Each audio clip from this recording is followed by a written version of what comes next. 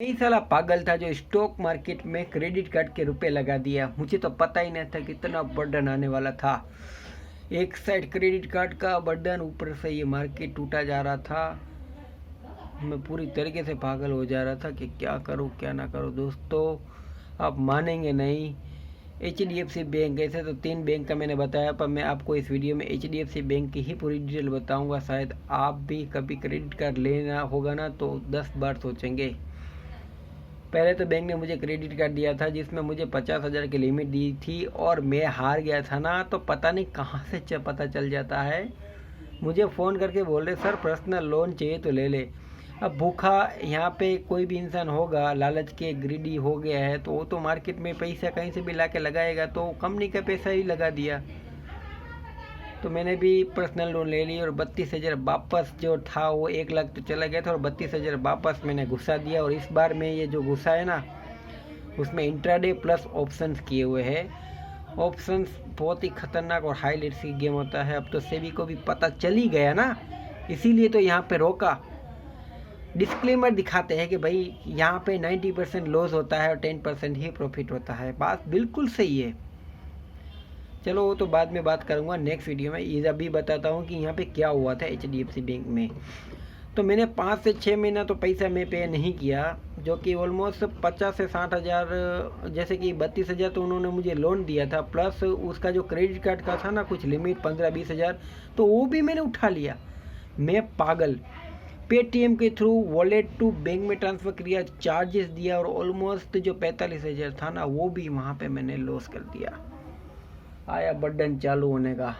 पहले 1 lakh ICICI bank का, अब HDFC बैंक का और इंडसइंड बैंक का, तीनों का मिला के बर्डन एक साथ चालू हुआ है, जिसमें मुझे गवर्नमेंट की तरफ से थोड़ी सी यहाँ पे राहत मिली कि आपको मोरेटोरियम मिलेगा, इसलिए 6 महीना तो शांति है। तो मैं बोला चलो ठीक है, 6 महीना तो काट लेंगे। और ऑलमोस्ट 6 महीना काट भी लिया, जिसमें 2-3 महीने में लॉकडाउन खुल गया था। 2-3 महीने में थोड़ा बहुत पैसा मैंने इकट्ठा कर लिया था। लेकिन मानते हैं ना कि जब समय बुरा होता है ना, तो अच्छा होने का कोई चांसेस नहीं होता है। वैसा ही मेरे साथ हुआ। सबसे पहले मैंने जो सेटलमेंट करवाया था ना, वो इंडसइंड बैंक का था। इंडसइंड बैंक का जो सेटलमेंट था ना, उसमें मुझे बहुत रिकवरी वालों ने कॉल किए थे। इतने कॉल किए थे कि मैं पागल हो जाऊंगा। इतने कॉल किए, धाक धमकी वाले, लीगल नोटिस भेजा, ये किया वो किया। ऑलमोस्ट 6 महीने तक मुझे इतना परेशान किया कि मैंने अपना फ़ोन ही स्विच ऑफ कर दिया था। लेकिन बोलते हैं ना, हिम्मत नहीं हारते, तो कभी ना कभी तुम्हारा भी समय आता है। तो मैंने 1 आध साल तक यहाँ पे उसको इतना लबराया ना कि मैं फ़ोन का जवाब देता था, और ना ही ईमेल के थ्रू मुझे मैसेज करे तो मैं उसका रिप्लाई नहीं करता था। और प्लस मुझे सेटलमेंट के जो यहाँ पे दाग धमकी क्या बोलते लीगल नोटिस आते थे मेरे घर पे, तो उसका भी मैं कोई रिस्पॉन्स नहीं देता था। मैं बस एक ही बात बोलता था कि मेरे पास पैसा नहीं है, मैं जब आएगा तब मैं दे दूँगा। इसी तरीके से चलता रहा। 1-1.5 साल चला गया। 2021 के आसपास जब बात बनी तो मुझे एक मेल आया कि भाई आपका जो अमाउंट डी हुए है वो 50,000 से बढ़कर 66,000 हो गया है, यानी कि 16,000 रुपया हमारी तरफ से यहाँ पे पर एनम 35% के हिसाब से आपका इंटरेस्ट प्लस प्रोसेसिंग फी और लेट पेमेंट चार्जेस, अलग अलग टाइप का चार्जेस लगा के बोल रहे थे। मैंने बोला मुझे कुछ नहीं करना है, अगर आप चाहे तो EMI कर दीजिए, वरना जाने दीजिए। क्योंकि ऑलमोस्ट मैंने ICICI बैंक और HDFC का भी EMI करवाया था, तो ये इंडसइंड बैंक वाले मना कर रहे थे। तो मैंने बोला बाहर में जाओ, नहीं देना है पैसा, जो तुम्हारे से वो बने वो करो, मेरे पास नहीं है पैसा अभी। तो फिर मैं क्या करूँ, अभी मैं तो कंटाल गया था। तो फिर तो लोग को पता चल गया कभी ये पैसा देने वाला नहीं है। तो ऑलमोस्ट एक ही दिन आप देख सकते हैं कि मुझे मेल आया और बोला कि हम यहाँ पे कुछ सीनियर बोल रहे हैं, अगर आप चाहे तो सेटलमेंट अमाउंट करवा सकते हैं। तो सबसे पहले तो मुझे बोला कि आप कितने तक दे सकते हैं। तो मैंने बोला कि मैं 20-25 हज़ार दे सकता हूँ। तो उन्होंने बोला कि नहीं नहीं इतना तो नहीं, 30,000 तक दे दीजिए। तो फिर मैं थोड़ा सा अपने बारे में हालत बताई कि भाई ये सब मेरे साथ हुआ है, तो आप है ना प्लीज़ मेरे को इतने में करवा दीजिए। तो ऑलमोस्ट लास्ट 25,000 में ये मेरा जो सेटलमेंट अमाउंट है वो बना, और ऑलमोस्ट मुझे 2 से 3 दिन में यहाँ पे ये पे करना था। और बात तब अच्छी रही कि स्टॉक मार्केट में मुझे 5 से 10 हज़ार जितना प्रॉफिट हो गया था, प्लस मैंने 10,000 भेगे किए हुए थे और ऑलमोस्ट ये 20-25 हज़ार का मुझे थोड़ा सा यहाँ राहत मिली। और मैंने सोचा कि जो ये डिप्रेशन मुझे जो 2 साल का लगा था ना, वो ऑलमोस्ट एक ख़त्म हुआ। लेकिन बात यहाँ पे भी ख़त्म नहीं हुई थी, क्योंकि नया टेंशन तो अब चालू होने वाला था। एक टेंशन साला ख़त्म नहीं हुआ तो दूसरा आ गया।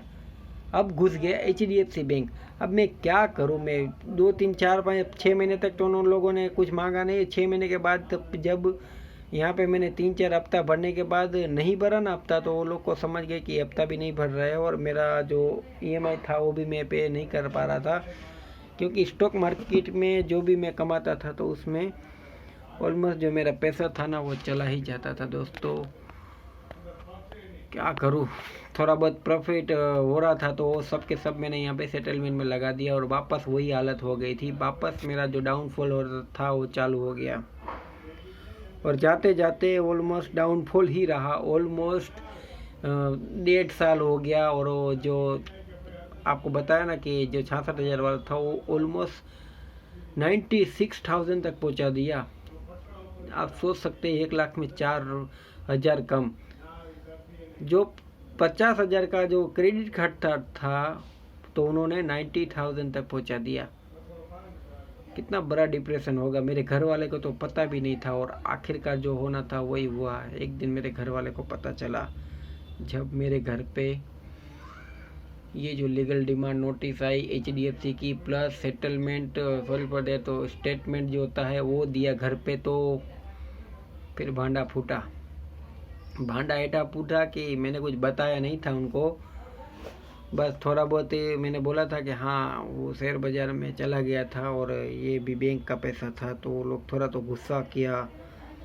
अब क्या करें, बहुत ही थोड़ा सा टेंशन था कि क्या करें, लेकिन अब पता तो चलना ही था तो पता चल ही गया। और मारा पीटा तो नहीं है, बस इतना ही खाली डाटा है। और बहुत बोलते हैं ना इमोशनली डाटा है कि कभी भी भूला नहीं जा सकता।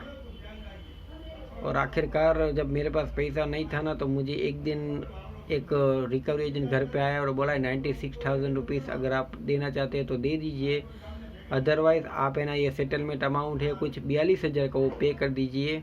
तो मैं बोला मेरे पास इतना नहीं है।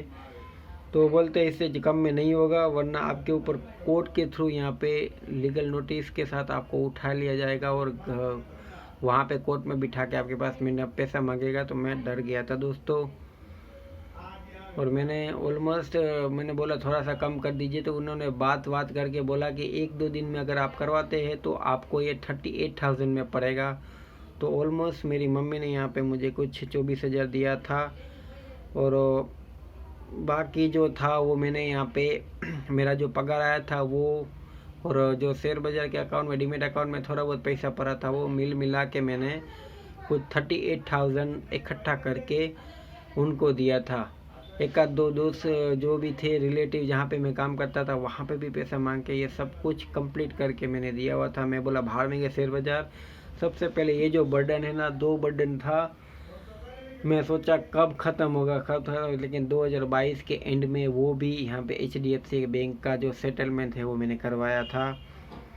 96,000 का सेटलमेंट मैंने 38,000 में करवाया था। वैसे अगर माना जाए तो 50,000 तो ऑलमोस्ट वो मांग ही रहे थे और थोड़े बहुत मैंने हफ्ते भरे हुए थे, इसलिए उनका कुछ इतना खास गया नहीं।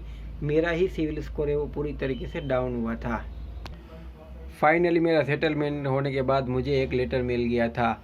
लेकिन बोलते हैं ना मुसीबत कम नहीं हुई, तो ये जो था ना ICICI बैंक, ये तो इन दोनों से भी खतरनाक निकला जितना मैंने सोचा नहीं था। मैं आपको नेक्स्ट वीडियो में बताऊंगा पूरी डिटेल के साथ कि जो ICICI बैंक का था वो मैंने सेटलमेंट किया है या अभी भी बाकी है, और आज के डेट में कितना वो मांग रहे हैं और मैं कितने टाइम से नहीं पे किया हुआ है, और अभी भी शेयर बाज़ार में मैं हारा हूँ, कितना हारा हूँ सब के सब मैं आपको बताऊंगा नेक्स्ट वीडियो में दोस्तों। तो देखते रहिएगा। Thank you for watching.